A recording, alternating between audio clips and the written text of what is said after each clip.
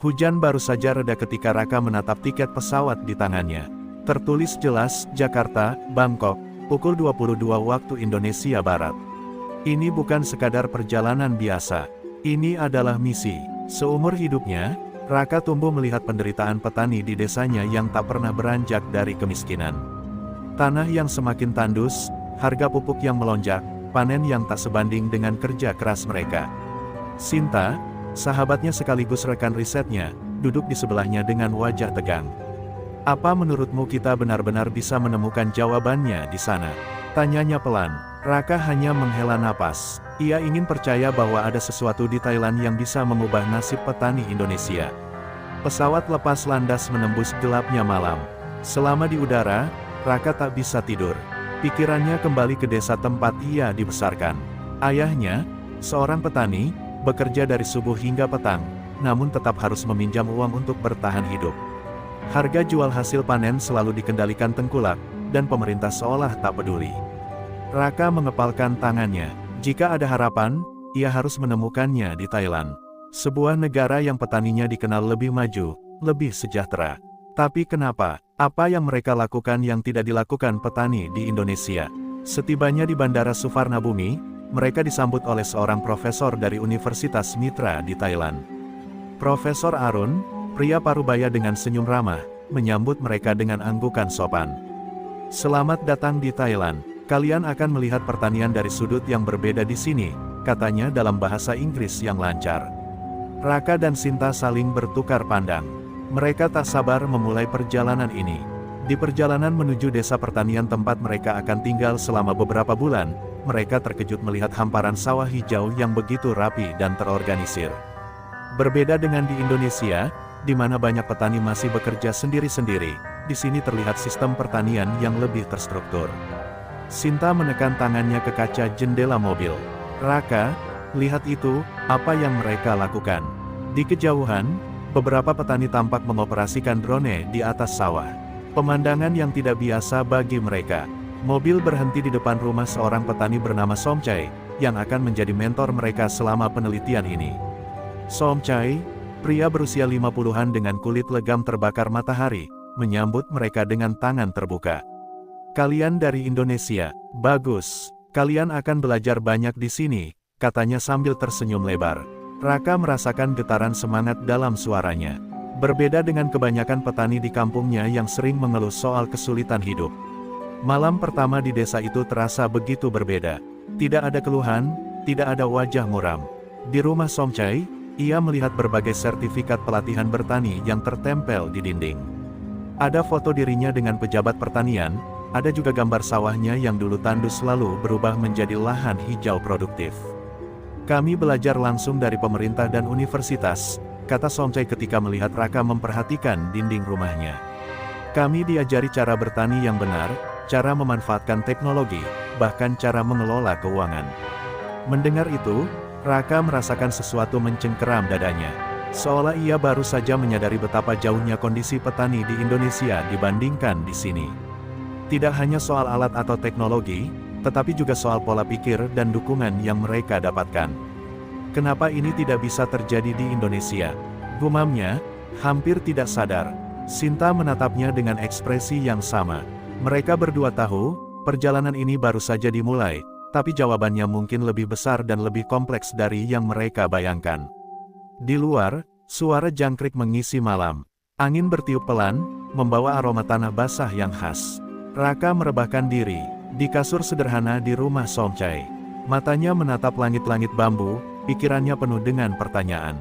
Apakah mereka benar-benar siap untuk menghadapi kebenaran yang akan mereka temukan di sini? Atau justru, kebenaran itu akan terlalu pahit untuk diterima? Fajar baru saja menyingsing ketika Raka terbangun oleh suara ayam berkokok. Udara desa terasa segar, jauh berbeda dari polusi kota. Dari jendela kecil di kamar kayu tempatnya menginap, ia melihat Somchai sudah berdiri di tengah sawah, berbicara dengan beberapa petani lain. Sinta yang masih mengantuk duduk di sampingnya, menggosok matanya. "Mereka mulai pagi sekali," gumamnya. Raka mengangguk. Ia tahu petani di Indonesia juga bekerja sejak subuh, tapi ada sesuatu yang berbeda di sini. Wajah-wajah itu tidak tampak letih atau putus asa, melainkan penuh semangat dan percaya diri. Setelah sarapan sederhana, Somchai membawa mereka berkeliling desa. Kalian ingin tahu kenapa pertanian di sini maju? Tanyanya, berjalan di antara petak sawah yang tertata rapi. Raka dan Sinta mengangguk penuh antusias. Somchai tersenyum, lalu menepuk bahu seorang petani yang sedang mengawasi sawahnya. Ini Arun, tetanggaku. Dia baru saja pulang dari pelatihan pertanian di universitas, katanya. Raka terkejut, seorang petani menghadiri pelatihan di universitas. Di Indonesia, kebanyakan petani hanya belajar dari orang tua mereka tanpa pernah mendapat pelatihan resmi. Arun, pria berusia sekitar 40-an dengan kulit yang sama legamnya seperti Somchai, menjabat tangan mereka dengan erat. Di sini, kami tidak hanya bertani, tapi juga terus belajar. Pemerintah menyediakan kursus gratis untuk kami, dari teknik pemupukan modern hingga pemasaran hasil panen, katanya dengan bangga. Raka dan Sinta saling bertukar pandang. Di Indonesia, petani seringkali dibiarkan berjuang sendiri tanpa bimbingan. Somchai membawa mereka ke gudang desa, tempat berkumpulnya para petani setelah bekerja. Di sana, mereka bertemu dengan lebih banyak petani yang berbincang tentang harga komoditas, teknik baru yang mereka coba, dan strategi untuk meningkatkan hasil panen. Tidak ada perasaan iri atau persaingan tidak sehat di antara mereka, hanya solidaritas dan semangat untuk maju bersama. Kami tidak bekerja sendiri, kami membentuk kelompok tani, berbagi alat, dan saling membantu, kata Somchai. Kata-kata itu menusuk hati Raka.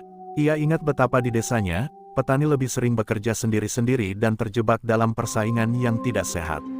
Saat mereka berjalan pulang, Sinta melihat sesuatu yang membuatnya berhenti mendadak. Di pinggir sawah, ada seorang anak kecil yang sibuk mencatat sesuatu di buku. Apa yang dia lakukan? Tanyanya heran. Somchai tertawa kecil. Itu anakku, Kitisak. Ia mencatat pertumbuhan padi. Kami mengajarkan anak-anak sejak kecil agar mereka tidak hanya tahu cara bertani, tetapi juga mengerti ilmunya. Raka merasakan sesuatu menghantam dadanya. Berbeda dengan di Indonesia, di mana banyak anak petani justru dipaksa meninggalkan pertanian karena dianggap tidak menjanjikan masa depan. Di perjalanan kembali, Raka merasa kepalanya penuh dengan pemikiran. Semua yang ia lihat hari ini terasa seperti tamparan keras. Petani di sini tidak hanya bekerja keras, tetapi mereka juga memiliki akses ke pendidikan, dukungan pemerintah, dan sistem yang mendukung mereka untuk berkembang. Seakan-akan semua hal yang seharusnya dimiliki petani Indonesia sudah lebih dulu diterapkan di sini. Ketika malam tiba, Raka duduk di beranda rumah Somchai, menatap langit yang penuh bintang. Sinta duduk di sampingnya, sama terdiamnya. Apa yang kita lihat hari ini, rasanya tidak adil, kata Sinta pelan. Raka mengepalkan tangannya. Kita harus menemukan lebih banyak lagi. Kita harus tahu apa yang membuat perbedaan ini begitu besar. Suara jangkrik mengisi keheningan. Mereka tahu, perjalanan ini baru saja dimulai, dan semakin jauh mereka melangkah, semakin berat kenyataan yang akan mereka hadapi. Pagi itu, Raka dan Sinta berdiri di depan sebuah bangunan besar di tengah desa. Gedung itu tampak modern, dengan logo pemerintah Thailand terpampang di bagian depannya. Pusat Penelitian dan Pelatihan Pertanian, baca Sinta dengan suara pelan. Somchai tersenyum melihat ekspresi kagum mereka. Disinilah banyak perubahan terjadi, katanya sambil melangkah masuk. Begitu mereka masuk ke dalam, pemandangan yang mereka lihat benar-benar di luar dugaan. Laboratorium, ruang kelas, bahkan ruang simulasi pertanian terpampang di depan mata mereka. Beberapa petani berpakaian rapi duduk di dalam ruangan, mendengarkan seorang instruktur yang sedang menjelaskan sesuatu di depan papan digital.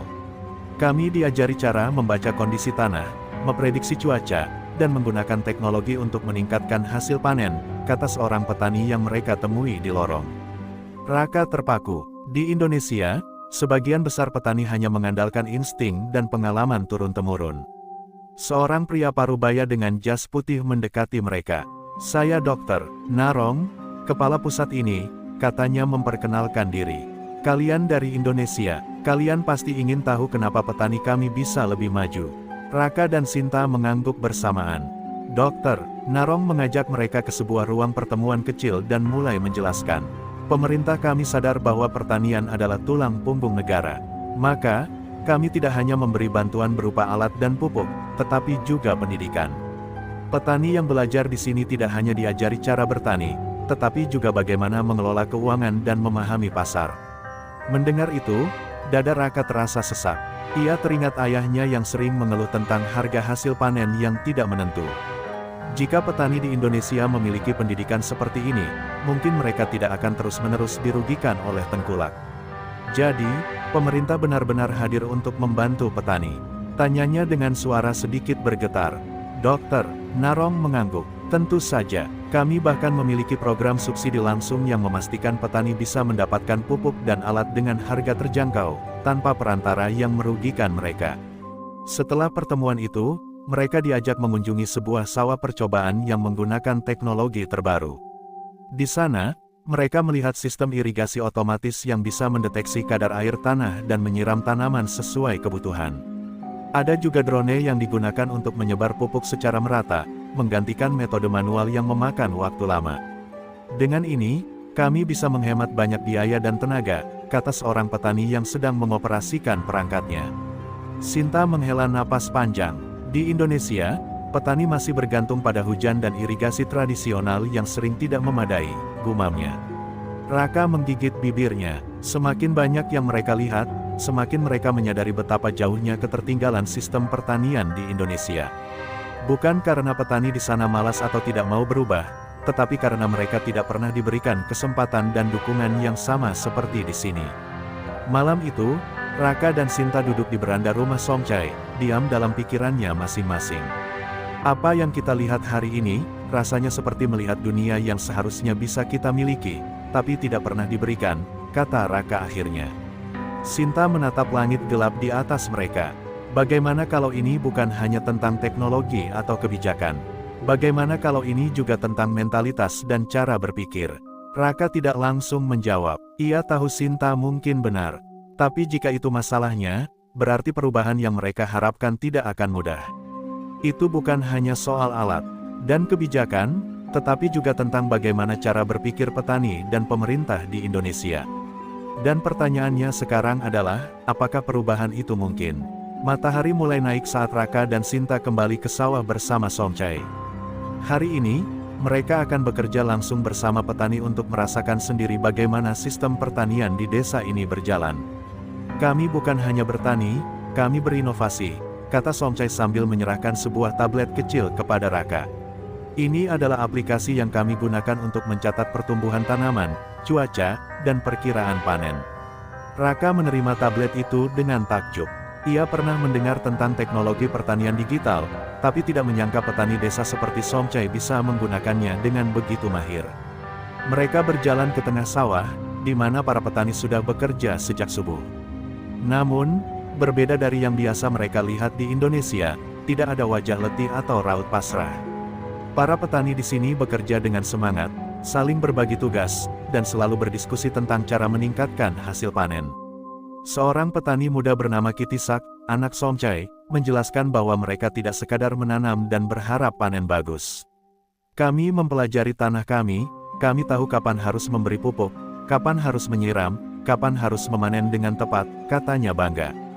Sinta menghapus keringat di dahinya sambil mengamati sekeliling. Di kejauhan, ia melihat seorang petani tua sedang berbicara dengan seorang pemuda yang tampaknya masih remaja. Apa yang mereka lakukan? Tanyanya. Somchai tersenyum. Itu mentor dan murid. Di sini, para petani senior membimbing yang lebih muda agar mereka tidak hanya mengandalkan pengalaman, tetapi juga ilmu yang sudah berkembang. Mendengar itu, Raka terdiam. Di Indonesia, anak-anak petani lebih sering didorong untuk meninggalkan desa dan mencari pekerjaan di kota, bukan untuk melanjutkan pertanian keluarga mereka. Saat siang menjelang, mereka beristirahat di sebuah gubuk di tengah sawah. Para petani mengobrol santai, tetapi obrolan mereka tidak sekadar soal kehidupan sehari-hari. Mereka membahas strategi baru untuk meningkatkan efisiensi dan berbagi pengalaman. Jika hasil panen bagus, kami semua untung. Jika ada yang gagal, kami mencari solusi bersama, kata seorang petani bernama Chai. Kami tidak membiarkan satu orang pun tertinggal. Raka merasakan sesuatu yang menusuk hatinya. Di desanya, banyak petani yang lebih memilih bekerja sendiri-sendiri, dan ketika ada yang gagal, mereka dibiarkan berjuang sendirian. Ketika sore tiba, Raka dan Sinta kembali ke rumah Somchai. Mereka duduk di beranda, merenungkan semua yang mereka alami hari ini. Kita selalu berpikir bahwa masalah pertanian di Indonesia hanya soal teknologi dan kebijakan, kata Sinta pelan. Tapi sekarang aku sadar, mentalitas juga berperan besar. Raka mengangguk. Di sini, petani mau belajar, mau berubah, dan mau bekerja sama. Mereka tidak sekadar bertahan hidup, mereka ingin berkembang, tambahnya.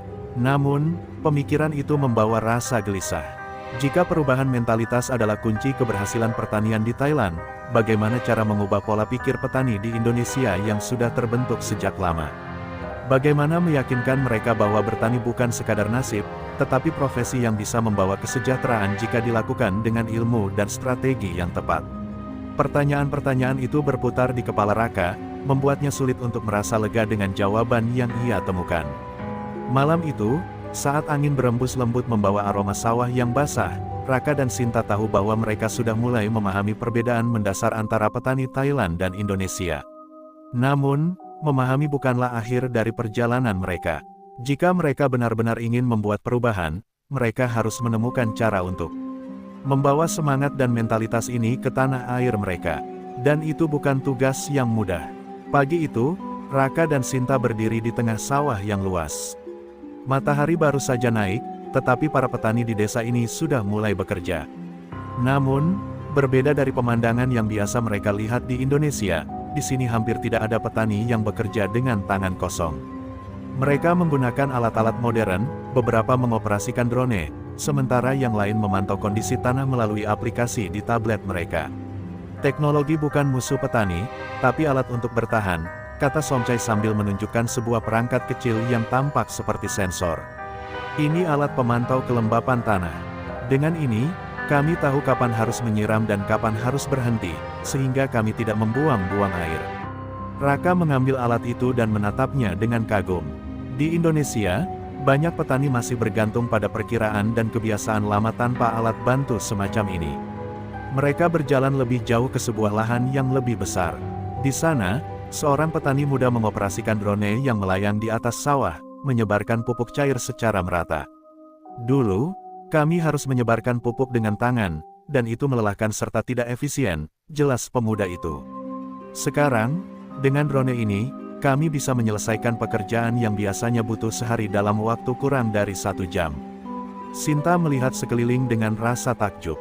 Di Indonesia, petani sering mengeluh tentang sulitnya mendapatkan pupuk yang tepat, belum lagi masalah harga yang terus naik. Tapi di sini, pupuk bukan hanya mudah diakses, tetapi juga digunakan dengan cara yang lebih efisien. Pemerintah menyediakan subsidi untuk alat-alat ini. Tanyanya, Somchai mengangguk. Ya, kami bisa menyewa alat dari koperasi desa dengan harga yang sangat terjangkau. Pemerintah memastikan semua petani bisa mengakses teknologi ini. Mendengar itu, Raka merasakan rasa pahit di tenggorokannya. Di Indonesia, bantuan seringkali hanya sampai di atas kertas. Petani kecil jarang mendapatkan akses ke alat modern, dan jikapun ada bantuan, seringkali hanya menguntungkan kelompok tertentu. Jadi, pemerintah benar-benar ada di sisi petani. Tanyanya dengan suara bergetar. Somchai menatapnya dengan serius. Bagaimana mungkin kami bisa maju kalau pemerintah tidak bersama kami? Sepanjang hari, mereka belajar lebih banyak tentang bagaimana teknologi membantu petani Thailand meningkatkan produktivitas mereka. Mulai dari sensor cuaca yang terhubung ke ponsel, sistem irigasi otomatis, hingga sistem distribusi digital yang memungkinkan petani menjual hasil panen mereka langsung ke pasar tanpa perantara. Raka dan Sinta semakin menyadari bahwa kesuksesan pertanian di sini bukan hanya soal kerja keras petani, tetapi juga sistem yang dibangun untuk mendukung mereka. Saat malam tiba, Raka duduk di depan rumah Somchai, menatap layar ponselnya yang penuh dengan catatan dari hari itu. Sinta duduk di sebelahnya, diam dalam pikirannya sendiri. Semakin banyak yang kita lihat, semakin terasa betapa besarnya jurang perbedaan ini, gumamnya. Raka mengangguk. Ini bukan sekadar soal alat atau teknologi. Ini soal bagaimana negara memperlakukan petaninya. Mereka berdua saling bertukar pandang. Mereka datang ke Thailand untuk mencari jawaban, dan kini jawaban itu mulai terbentuk di depan mata mereka. Tapi sebuah pertanyaan yang lebih besar muncul, bagaimana cara membawa semua ini ke Indonesia? Bagaimana mengubah sistem yang telah lama rusak? Mereka tahu, perjalanan ini belum berakhir, bahkan mungkin, tantangan sebenarnya baru saja dimulai. Malam itu, setelah seharian belajar tentang inovasi pertanian Thailand, Raka sulit memejamkan mata. Ia berbaring di atas tikar, menatap langit-langit kayu rumah Somchai. Bayangan wajah ayahnya muncul dalam pikirannya. Ayahnya yang bertahun-tahun menggarap sawah dengan cangkul tua, yang tak pernah mengenal teknologi selain traktor pinjaman, yang selalu mengeluh tentang harga pupuk yang melambung tinggi, yang sering kali kalah oleh permainan tengkulak. Di sebelahnya, Sinta juga masih terjaga. Aku tidak bisa berhenti berpikir, katanya lirih. Semua yang kita lihat di sini, rasanya seperti dunia yang berbeda. Raka mengangguk pelan. Iya, dan itu membuatku marah. Sinta menoleh. Marah. Raka bangkit dari tidurnya, duduk dengan siku bertumpu pada lutut. Ayahku, kakekku, semua petani di desaku, mereka bekerja seumur hidup, tapi tetap miskin. Mereka dihancurkan oleh sistem yang tidak pernah berpihak pada mereka. Sementara di sini, petani justru dihargai, didukung, diberikan kesempatan untuk maju. Suaranya bergetar menahan emosi. Bagaimana bisa perbedaan ini begitu besar?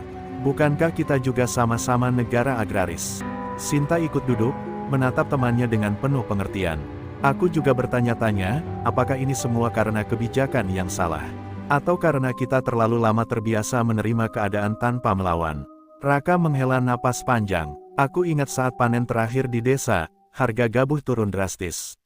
Ayahku dan petani lainnya tidak punya pilihan selain menjual dengan harga murah ke tengkulak, karena mereka tidak punya akses langsung ke pasar. Di sini, kita lihat petani bisa menjual hasil panennya langsung melalui aplikasi digital, tanpa perantara. Itu bukan sekadar teknologi, tapi perubahan cara berpikir. Hening sejenak, angin malam bertiup pelan, membawa aroma tanah basah dari sawah. Sinta akhirnya berbicara dengan suara yang hampir berbisik. Kalau kita tidak melakukan sesuatu, keadaan di Indonesia tidak akan pernah berubah. Raka mengepalkan tangannya.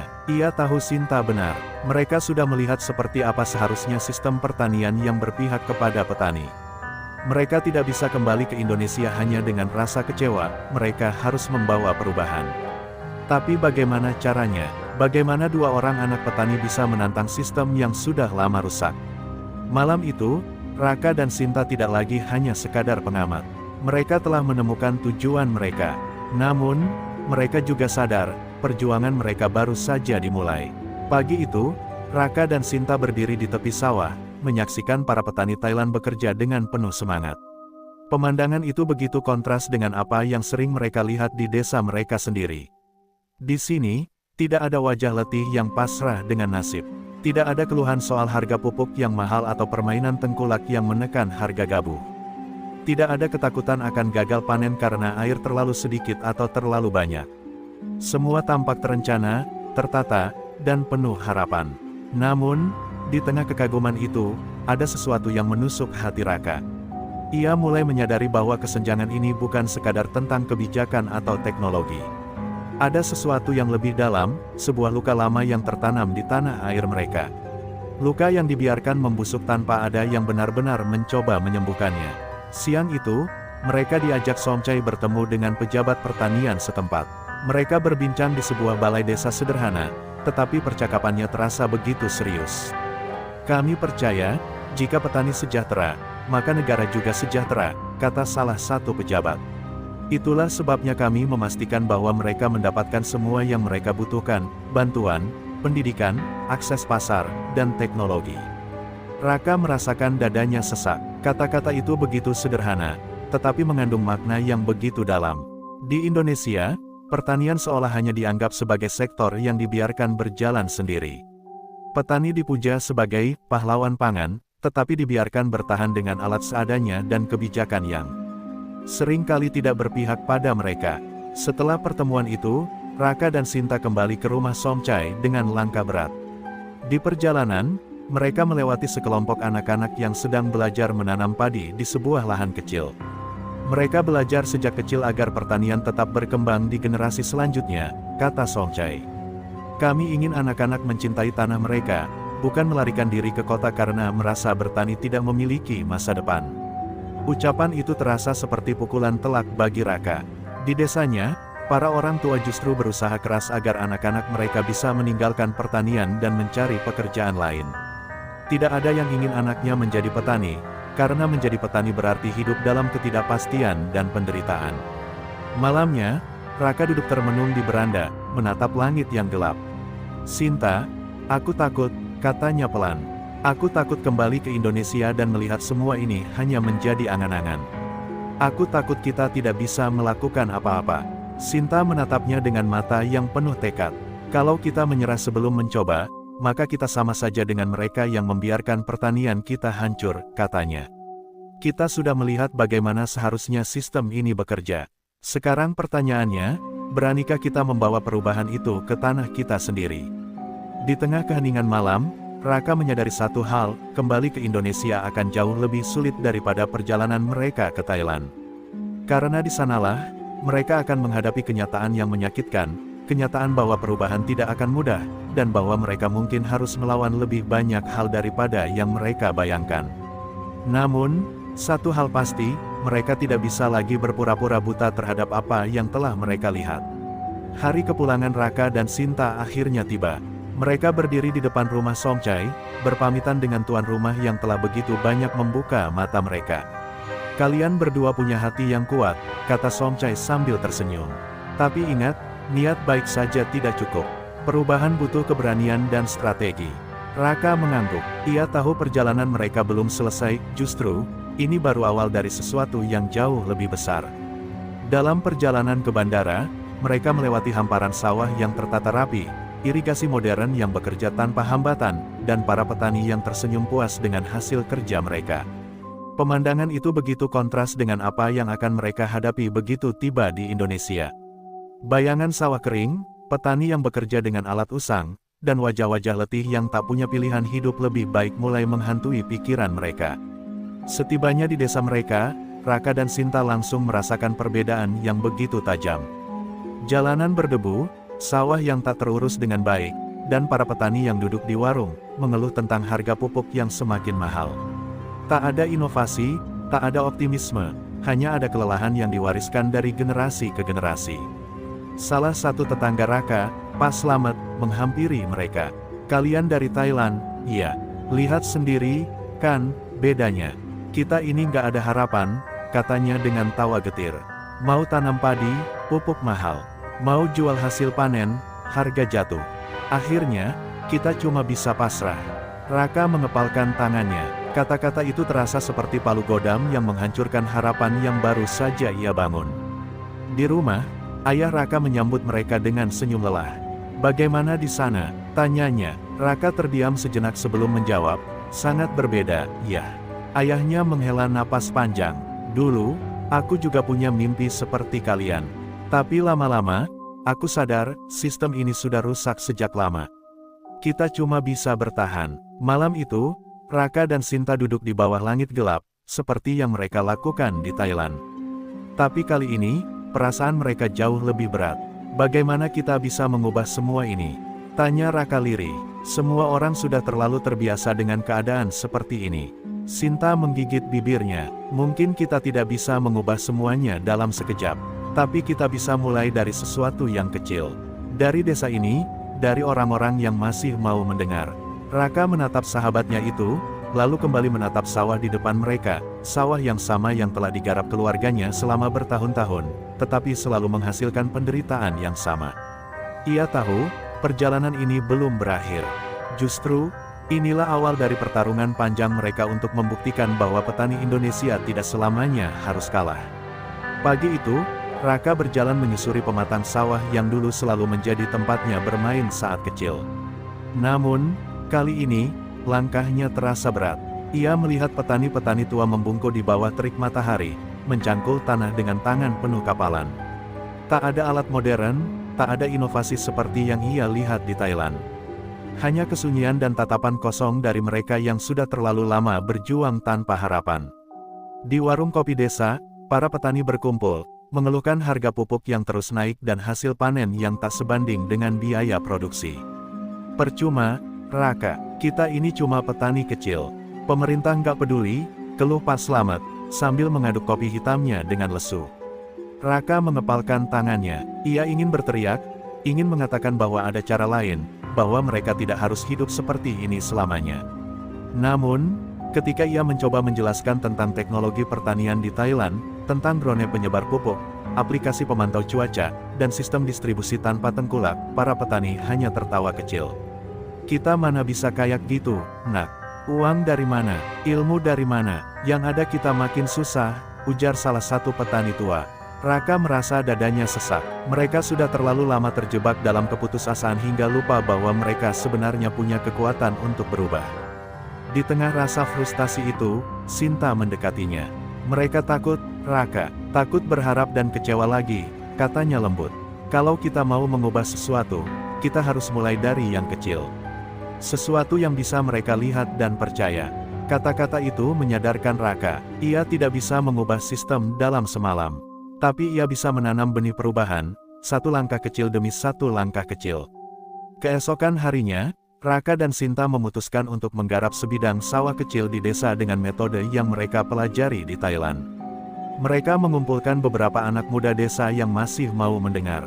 Dengan modal seadanya, mereka mulai menerapkan sistem irigasi sederhana, mencoba menggunakan pupuk organik yang lebih murah, dan mencari cara untuk menjual hasil panen langsung ke pembeli tanpa melewati tengkulak. Pada awalnya, banyak yang mencibir. Paling juga gagal, kata beberapa orang. Namun, sedikit demi sedikit, hasilnya mulai terlihat. Tanaman mereka tumbuh lebih sehat, air lebih efisien digunakan, dan mereka berhasil menjual sebagian hasil panen dengan harga lebih baik melalui media sosial. Para petani yang awalnya ragu mulai mendekat, memperhatikan, dan perlahan bertanya, bagaimana cara kalian melakukannya? Raka dan Sinta tahu, ini baru langkah pertama. Tapi melihat cahaya kecil di mata para petani yang mulai kembali percaya, mereka yakin bahwa perubahan bukanlah sesuatu yang mustahil. Mereka tidak bisa menunggu pemerintah bertindak. Mereka harus memulai sendiri, dari tanah mereka sendiri. Saat senja mulai turun, Raka berdiri di tepi sawah, menatap hamparan hijau yang kini mulai tumbuh lebih baik. Ia mengingat semua yang ia pelajari di Thailand, semua ketidakadilan yang ia lihat di desanya, dan semua harapan yang perlahan mulai menyala kembali. Kita belum menang, gumamnya. Tapi kita sudah mulai berjuang, dan di sanalah, di tanah yang sama yang dulu membuatnya putus asa, benih perlawanan akhirnya mulai tumbuh. Seiring berjalannya waktu, usaha kecil Raka dan Sinta mulai berkembang. Tidak hanya hasil panen mereka yang lebih baik, tetapi semangat para petani desa pun mulai bangkit. Mereka yang dulu hanya duduk termenung kini ikut turun tangan, mencangkul tanah dengan tekad baru, belajar tentang irigasi hemat air dan penggunaan pupuk organik. Apa yang awalnya dianggap mustahil kini menjadi kenyataan. Namun, Raka tahu, tantangan terbesar mereka baru saja dimulai. Meskipun hasilnya mulai menggembirakan, sistem yang ada masih penuh dengan rintangan. Tengkulak dan middleman yang menguasai pasar mulai melihat ancaman dari upaya mereka. Kalian gak akan bisa bertahan lama, kata seorang tengkulak yang biasanya membeli hasil panen dengan harga murah. Kalian gak tahu apa yang kalian hadapi. Raka merasa ketegangan semakin meningkat. Mereka yang berusaha mengubah sistem ini bukan hanya berhadapan dengan ketidakadilan ekonomi, tapi juga dengan kekuatan yang sudah mengakar dalam sistem itu. Namun, Raka dan Sinta tidak mundur. Mereka mengadakan pertemuan di balai desa, mengajak lebih banyak petani untuk bergabung. Kali ini, mereka berbicara tentang potensi pasar digital yang lebih luas, tentang bagaimana mereka bisa menjual hasil panen langsung kepada konsumen tanpa perantara. Beberapa petani yang awalnya ragu mulai terbuka. Mereka mulai mendengar dan bertanya lebih banyak tentang bagaimana cara bergabung. Ini bukan hanya tentang teknologi, kata Raka di hadapan mereka. Ini tentang menghargai pekerjaan kita. Ini tentang menentang ketidakadilan yang sudah terlalu lama menggerogoti kita. Kalau kita tidak bergerak, kita akan terus dijerat oleh sistem yang tidak pernah berpihak pada kita. Suara Raka menggema di balai desa, dan untuk pertama kalinya, para petani itu tidak hanya melihatnya sebagai anak muda yang penuh semangat, tetapi sebagai seseorang yang telah menunjukkan jalan keluar dari jalan buntu yang mereka hadapi. Keesokan harinya, mereka mulai membentuk kelompok petani digital, sebuah jaringan yang menghubungkan mereka langsung dengan konsumen. Sinta yang paham teknologi mulai mengajarkan para petani cara menggunakan aplikasi untuk memasarkan hasil panen mereka. Perlahan, hasilnya mulai terasa. Harga jual mereka lebih baik, dan keuntungan yang didapat jauh lebih besar dibandingkan dengan menjual ke tengkulak. Para petani yang bergabung merasakan perubahan yang nyata dalam pendapatan mereka. Namun, seperti yang sudah diprediksi, para tengkulak mulai berusaha mematikan gerakan ini. Mereka mengancam akan memblokir pasokan bahan baku bagi petani-petani yang tergabung dalam kelompok ini. Mereka bahkan mencoba menyebarkan rumor bahwa produk petani digital tidak terjamin kualitasnya. Meskipun demikian, Raka dan Sinta tidak gentar. Mereka tahu, semakin besar ancaman yang mereka hadapi, semakin jelas bahwa mereka berada di jalur yang benar. Pada suatu malam yang tenang, ketika Raka dan Sinta sedang berdiskusi tentang langkah selanjutnya, Pak Slamet datang menemui mereka. Dengan wajah serius, ia berkata, "Kalian sudah membuat kami percaya lagi. Kami tahu jalan ini tidak mudah, tapi kami siap melawan." Raka merasakan haru yang mendalam. Ini bukan hanya perjuangan mereka berdua lagi, tetapi perjuangan seluruh petani di desa itu. Mereka semua kini saling bergandengan tangan, dan tak ada yang bisa menghentikan gerakan ini. Di bawah cahaya rembulan yang memendar di atas sawah, Raka dan Sinta tahu bahwa apa yang mereka mulai di sini adalah lebih dari sekadar perubahan dalam cara bertani. Ini adalah gerakan untuk meraih kembali hak-hak mereka, untuk menuntut keadilan dan keberpihakan dari sistem yang telah mengabaikan mereka, dan meskipun tantangan di depan mereka masih besar, mereka tidak akan pernah mundur lagi. Gerakan ini tak akan